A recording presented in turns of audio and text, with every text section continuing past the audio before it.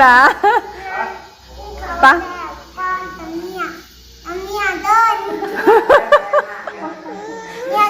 กับพิษ อ้าว ว่า ซาเป็นเนาะ ดึงน้องไว้ไว้เมื่อกินข้าวมันจะมื้อ บ่กินมันสิพิษเหรอ กินแล้วมันสิพิษ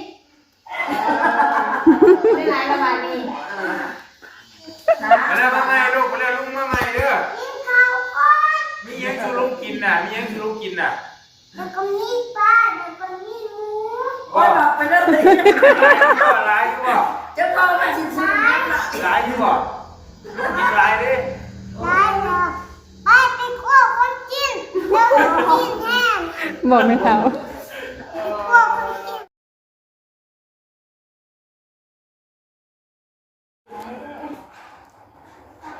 โอ้ว่าปากซองใจดีแท้นี่บ่อาของดินมาให้พี่สาวฉันน้อยหนึ่งอันนี้ปันพุทธโตอันยังบ่เนี่ยเออ ดินแดดมาให้ข่อยเด้อบ่อ๋อนี่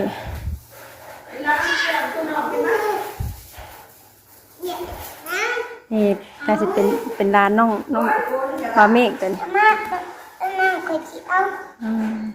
ชอบเกี่ยงเนาะดินแล้วงอนย่องใครสบายดีเด้อปลาดุงเด้อ เป็นไรก็เต้ บอกขอกันเด้อก็เศร้าไว้น้องเลยนี่ เฮาที่ตับ ฮะ ไปชวนเฮาที่ตับ ไม่ยัง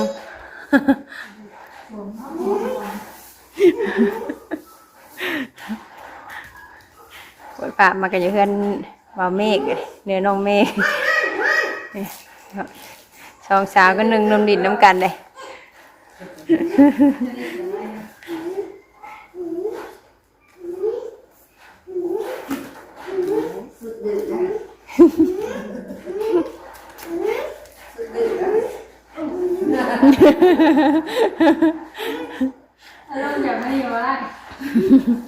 เอาไปดินไปถูกไปดินลงไปใช้สาวๆนุ่มสบายดีป้าดุ้งเยอะลูกสบายดีป้าดุ้งเยอะสบายดีอยู่สบายดีงามๆเด้อเอาเพื่อนสบายดีดิอยู่ดิเน่สบายดีอยู่สบายดีงามๆก่อนโดยน้องน้อยชื่อยังน้อนี่ บอกแม่บอกไว้ บอกชื่อยัง บอกแม่ลูกชื่อเปล่าก็อีดังโอ้ยเลยดิ สบายดีก่อนนะสบายดีก่อนจ้ะ สบายดี สบายดี สบายดี เด้อ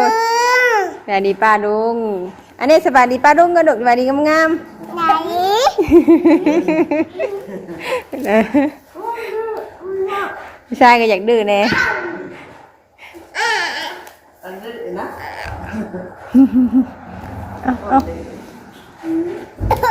โอ้ จะเอาตู้เย็นไปเอาตู้เย็น ดอกนี่น้ำแน่จะพาไปดอกจะเป็นอะไร นี่น่าจะเป็นเอื้อยนี่ จะปีละ ไอ้3 ปีกว่าเลย โอ้นี่ก็3-4ป้ายนั่นน่ะ บอก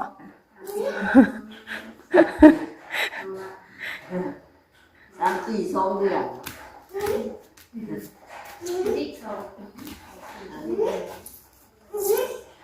อาจจะเป็นน้องนะเนาะ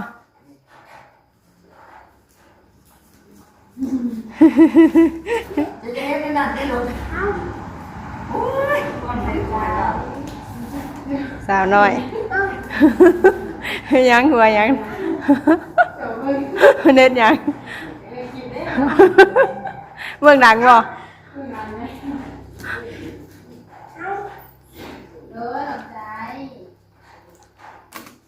ว่าเอาตู้ไหนบ้าง หืม ว่าเอาตู้ไหน โอ้ยจะเอาให้เหลือกินที่ลูกเอาให้เหลือกินที่ เอาไว้ให้เอาไปนะ อย่าคิดกันนะ เอาไปเบิ่งเอาไปเบิ่งเอาย่านเอาเสียย่านคุณบ่าวน้อยบัดนี้ย่านน้องบ่ดุเอามาก็เฮาบัดนี้เอาเป็นไผน่ะไผมาน่ะเอาไม่ดุ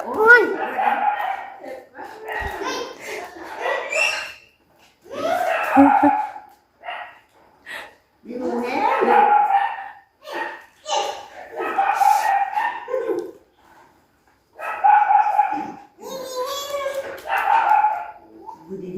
มึงที่ลองไปยัง เนี่ย ดึง ไปมาแล้วนะสบายดีเด้อ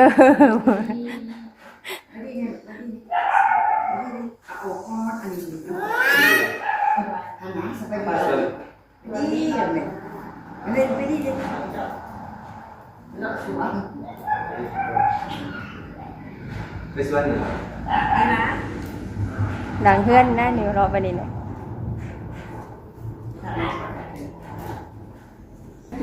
ยืนงงอยู่ ห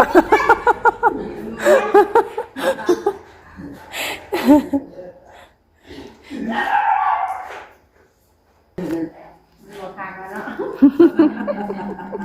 ก็หนึ่งกันนะวะ อาคีตี้ว่ะหาขี่ทั้งก้นว่ะ ที่สวนเนี่ยที่สวน ขี่บ่ขี่บ่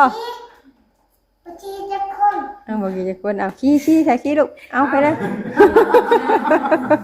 เอาเห็ดดูเห็ดดูเห็ดดูเห็ดดูอ่ะเออ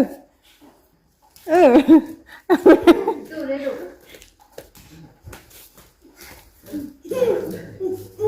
ยังเป็นวันแล้วในบุรีน่ะ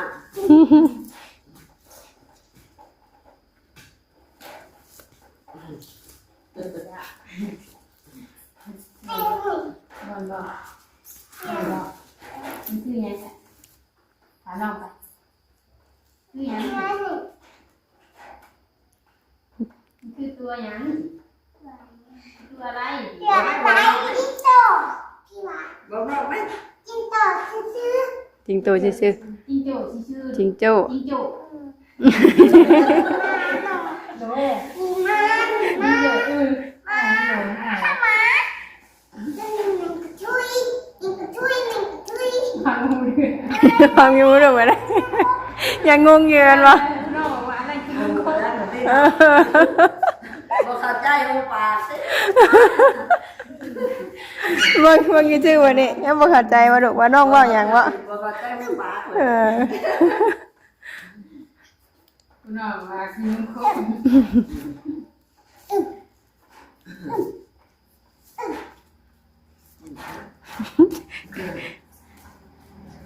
มึงกัดติลูกมึงกัดบ่ลูกบ่มึงกัดเนาะ คืออะไร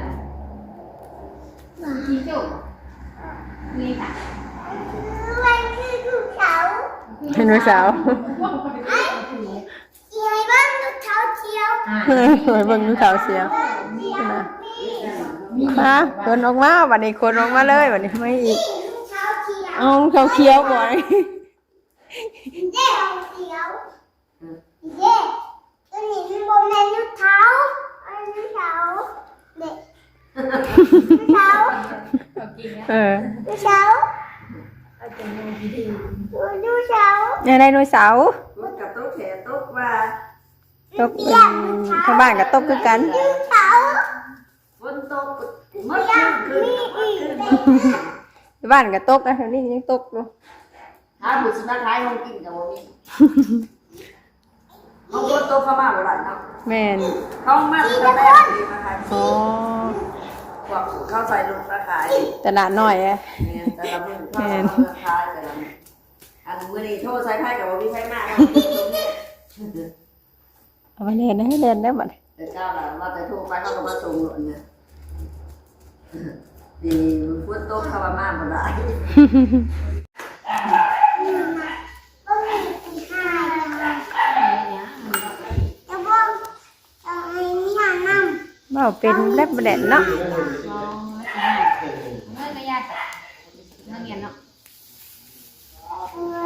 อย่างเมื่อ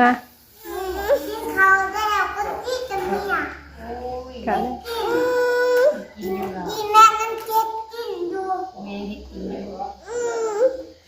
กินข้าวแล้วก่อนจะมื้อ โอ้เว้าเป็นเนาะให้ไปเห็นแบบนั้นขึ้น กินเขา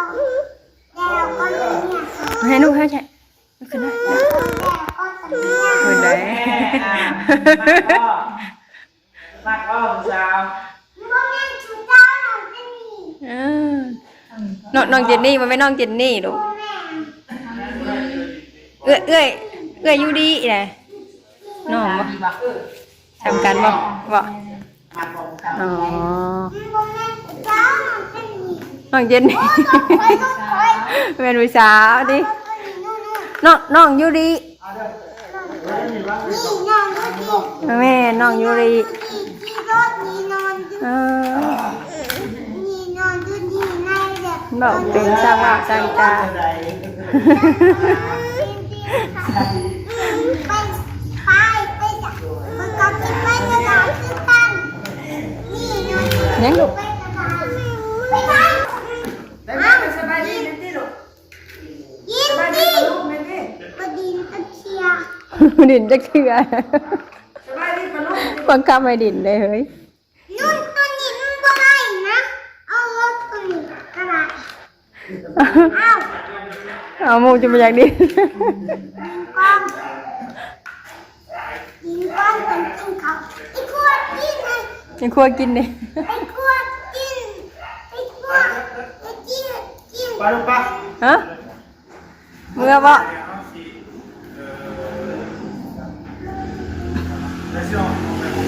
เอาไปหา เขาคนที่จะเมีย โอ้ เมียเลยกิน กินข้าวก้อนเพื่อนว่ากินข้าวก้อนยังเมื่อ พอแล้วพอจะ เออ บ้าที่ จองไว้ จองไว้ แม่ดึงไว้ดึงไว้มือ ไปไปหาสิเขากินก่อน เมื่อก่อนได้แต่ว่าไม่เด้อ มากินข้าวแล้วคนที่ ลูกหลา ปะก้อนจะเมียเมียเดินเมียเดินกับพิษ อ้าว เพราะ ซาเป็นเนาะ ดึงน้องไว้ ไปเมื่อบอก ไว้เพื่อกินข้าวมาถึงมื้อ มากินมันสิพิษเหรอ กินแล้วมันสิทิศไม่ไรละบาดนี้ มาแล้วมาใหม่ลูกมาแล้วลุงมาใหม่เด้อ กินข้าวก่อน มียังคือลุงกินน่ะมียังคือลุงกินน่ะ แล้วก็มีปลาแล้วก็มีหมู โอ้ยบอกไปเริ่มเลย ร้ายคือบ่ จะเข้ามาชิมๆนะ ร้ายคือบ่กินร้ายดิ ได้แล้วไปคั่วคนกินแล้วคนกินแห้ง บอกไม่เขา คั่วคนกินแล้วเรากิน ว่าไปกินบ่เป็นบ่มาแล้วลุงมาใหม่เด้อแล้วลุงสิมาใหม่ไปเลย กินข้าวก่อน ใส่ได้หน่อย น้อยนึงกิน เป็นได้ได้เป็นได้ได้ผมว่าบ่ได้กินข้าวเป็นได้ได้กระลำบ่ มันสิทิศเหรอ สิพิษบ่โอ้พิษเนาะข้าวก็ร้อนเนาะ ก่อน โดย กินเนี่ย มันพิษเมื่อนะมันพิษต้องกินข้าวก่อน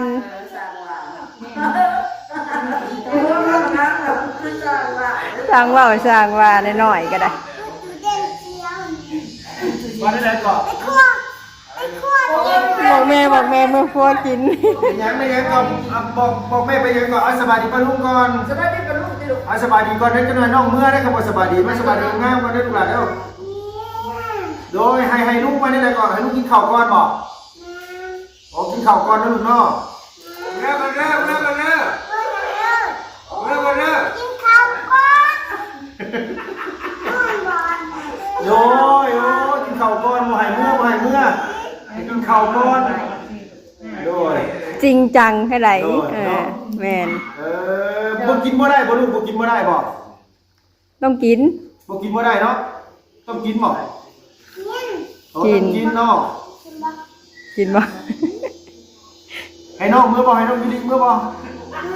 กินข้าวได้คนที่จะเมีย กินข้าวแรกก่อนจังมื้อ ข้าวคนจะเมีย กินข้าวก่อนจากมื้อโดยได้ยังกินได้ยังให้ลูกกินได้ยังให้น้องยูริกินได้ยังลูกล่ะ ได้ไก่ปลาหมึกแน่ ได้ไก่แน่ปลาหมึกแน่ ไก่กับปลาหมึก ได้ไก่กับปลาหมึก แต่กับหมูแน่ กับหมูน้ำพ่อมีหลายอย่างโดย ป้าแน่ ปลาแน่ หมูก็มีปลาหมึกก็มี เมื่อกันเด้อ กินข้าวคนที่จะเมียด้วยบอกแต่ ลุงบอกแล้ว กินข้าวกันที่จะเมื่อพุ่นบอกแล้ว แมน โดยโอ้ยเนาะ เจ้าเพลงเลยเจ้าเพลงที่เลย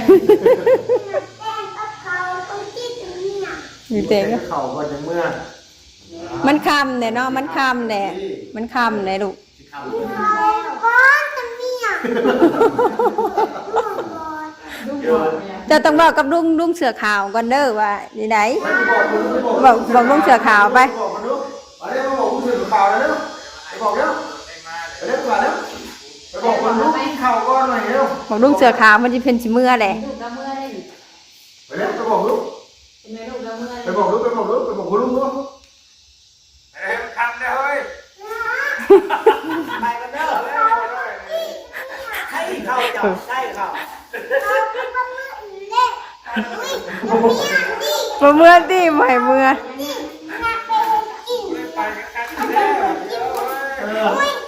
พูดดึง อย่าเมื่อตีลูกก็ไร แม่เป็นพวกกินแล้ว เอาไปเลยชาวนามาดูชาวไปหา จะเอาตัวใด ตามมาดูตามมาดู เอาไปไหว้ลูกปิดประตูไว้ให้ไปทำปิดประตูไว้ครับพี่ อย่ายุ่งมันเข่าเบาเป็นเนาะ ช่างอะไร แกเน่แกเน่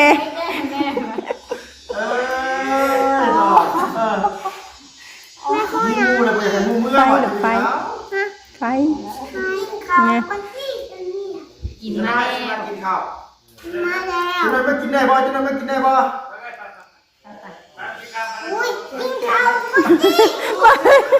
ไปหาพ่อไป ให้สุกี้ให้สุกี้ ไปไป ให้เมื่อกี้ผมมาหลินนั่งก็ดีแต่ว่าเดี๋ยว ไปไปไป ถ้าเพิ่นมาเพิ่นไป จะนั่นมาใหม่ไปจะนั่นมาใหม่แป๊บเดียวเพิ่นมาลูก จะได้ทำไง โอ้ยตัวเนาะไปซื้อข่าวกันไปซื้อข่าวกันเนาะ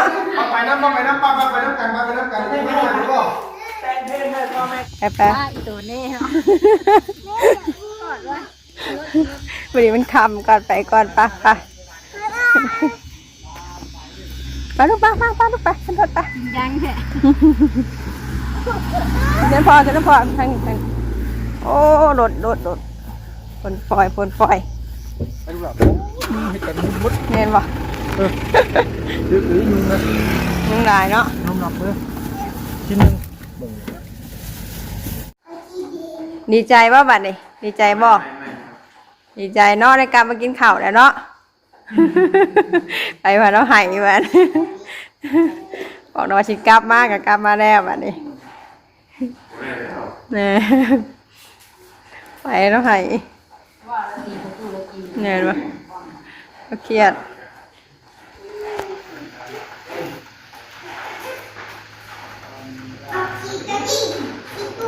นี่ก็นอนว่านี่นอนวัดสลบเป็ดบัด โอเคเดี๋ยวเราปลาลงเนาะสำหรับคลิปนี้ก็ลาปลาลงไปก่อนเด้อมีเงินน้องเมฆนี่ขนาดน้องเมฆชิงข้าวอยู่พี่ให้น้องมาลูกบ่ให้เอ้ยมาลูกบ่อ๋อให้เน่บ่โอเคสำหรับคลิปนี้สบายดีเด้อปลาลงเด้อ